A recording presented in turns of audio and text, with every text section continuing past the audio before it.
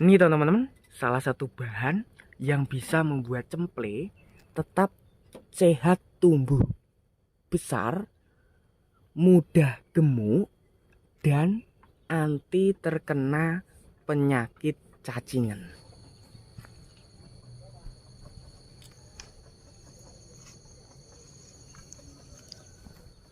Bismillahirrahmanirrahim. Assalamualaikum warahmatullahi wabarakatuh, teman-teman. Selamat datang kembali di YouTube saya, Sobo Pasar. Jangan lupa like, comment, share, dan subscribe. Untuk di kesempatan kali ini saya akan berbagi tentang cara mudah merawat anak kambing usia 14 hari agar pertumbuhannya tidak mengalami kecentet, tetap sehat, kemudian kualitas indukannya juga lebih sehat, gemuk. Seperti apa untuk resep bahan yang bisa menghasilkan postur badan indukan ataupun kelas kambing itu lebih gemuk, anti cacingan.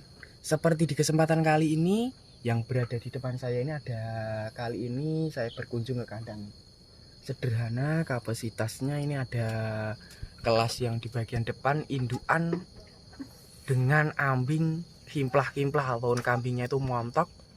Ini laktaksi kurang lebih 2 kali. Teman, ini ada 3 jenis ya, ataupun ini beranak 3 ekor dengan jenisnya itu jantan 1, betina 2. Agar sehat seperti ini, tidak mengalami lesu di bagian cemple, dan kualitas indukannya itu tetap sehat, anti cacingan, bisa menyimak ataupun bisa menerapkan jenis bahan yang saya perlihatkan ini. Karena untuk khasiat dari buah ini itu bisa membuat ternak itu lebih sehat, khususnya untuk indukan agar sehat. Kedepannya dari ambingnya itu montok seperti di bagian kiri saya, itu teman-teman bisa menerapkan ataupun bisa mengikuti.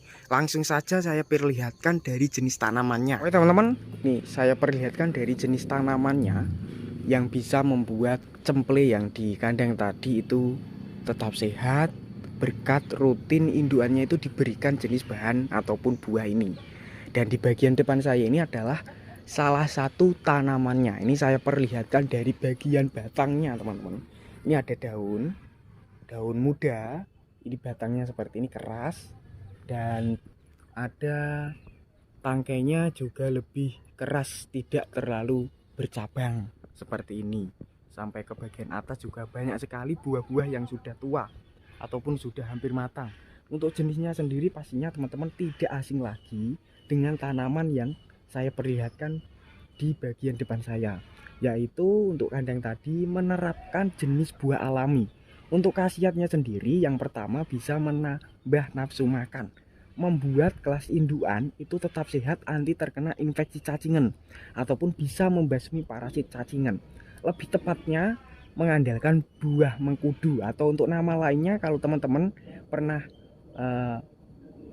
mendengar itu dari buah pace, bentes, teman-teman. Khasiatnya itu untuk ternak kambing utama yang terkena infeksi cacingan, yang belum paham untuk cara pembasmiannya sangat simpel, yaitu teman-teman ambil petik jenis dari mengkudu ataupun buah mengkudu yang sudah tua. Cuma yang saya perlihatkan ini sebagai contoh, yaitu masih muda. Saya perlihatkan lagi untuk ke kandang tahap perawatannya beserta tahap pemberian ataupun cara membuat keberikan ke ternak kambingnya ataupun ke kelas indukannya.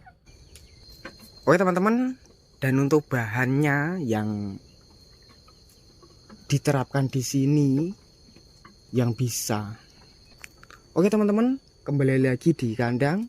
Karena untuk jenis tanamannya sudah saya jelaskan, yaitu menggunakan ataupun di kandang sini rutin menerapkan jenis dari tanaman buah pace, atau nama lainnya itu menerapkan dari mengkudu bentes.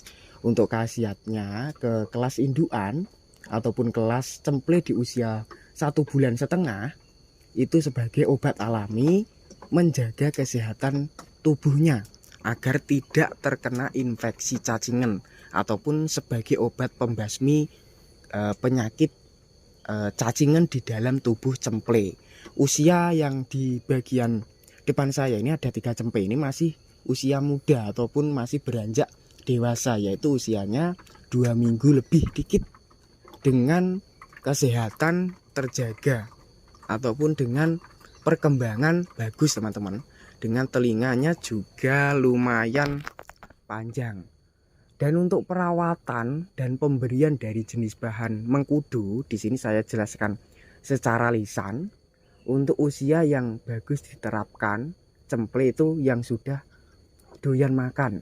Usia yang sudah doyan makan biasanya di usia 1,5 bulan sampai 2 bulan itu sudah bisa makan dari cemple-cemplenya. Cuma kalau untuk usianya di bawah 4 minggu ataupun kurang dari 2 minggu itu masih tahap minumnya itu yang fokus ke indukannya. Jadinya supaya indukannya itu tetap gemuk, kemudian sehat, selain sehat anti cacingan dan ambingnya itu montok seperti di bagian sebelah saya ini, sangat simpel sekali untuk tahap pemberian pakan. Paling utama itu di bagian indukannya kita terapkan pakan-pakan yang bergizi. Untuk pakan-pakan yang bergizi pastinya teman-teman sudah mengenal ataupun pernah mencoba. Untuk pakan-pakan bergizi untuk kambing indukan itu berupa dari ampas tahu ataupun jenis dari limbah ampas kedelai. Kemudian yang kedua, teman-teman bisa menerapkan dari bekatul, cetem ataupun kasut kedelai. Dan untuk yang ketiga, bisa menggunakan konsentrat jenis polar ataupun konsentrat untuk penggemukan. Jenis penggemuk A untuk konsentrat kambing itu ada seperti itu. Kemudian untuk perawatannya supaya kedepannya dari indukannya itu bebas terkena infeksi kutunan, gudikan ataupun korengan, itu sangat simpel sekali untuk cara pencegahan ataupun cara penanganannya, yaitu dengan cara kita rutin memandikan, bos. Untuk memandikan sendiri yang sering diterapkan para peternak daerah sini itu dijadwalkan 1 minggu 2 kali. Bisa teman-teman terapkan di pagi hari, yang tentunya untuk cuacanya ini harus pas teman-teman. Cuaca itu bisa mendukung kesehatan kambing kita saat dimandikan, yaitu cuacanya harus cerah panas. Waktunya yang paling tepat jam 7, setengah 8 kita mandikan menggunakan sampo ataupun pembasmi kutu. Kemudian setelah itu kita jemur selama setengah jam ataupun 2 jam, kurang lebih 2 jam. Setelah itu kita bersihkan ataupun kita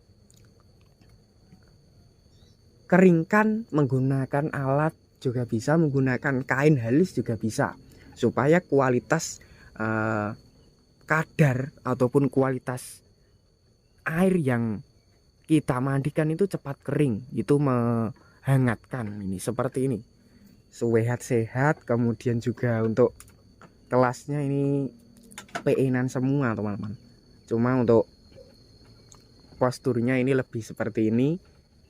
Ini jantannya 1, kelas bahan breedingnya nanti masa depannya 2. Untuk perawatan kandang juga harus perlu seperti di kandang sini, untuk kualitasnya bersih.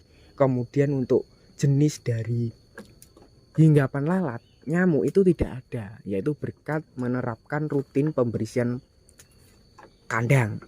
Yang kedua itu prapen-prapen juga rutin dibuang ataupun dipindah ke tempat yang khusus untuk kelas-kelas prapennya, seperti itu. Untuk minumannya sendiri, karena untuk indukan yang setelah melahirkan ataupun usia anaknya itu masih rentan, masih muda, kita juga harus memberikan minuman-minuman yang bergizi. Selain minuman yang bergizi, kita bisa campurkan minuman pendongkrak nafsu makan.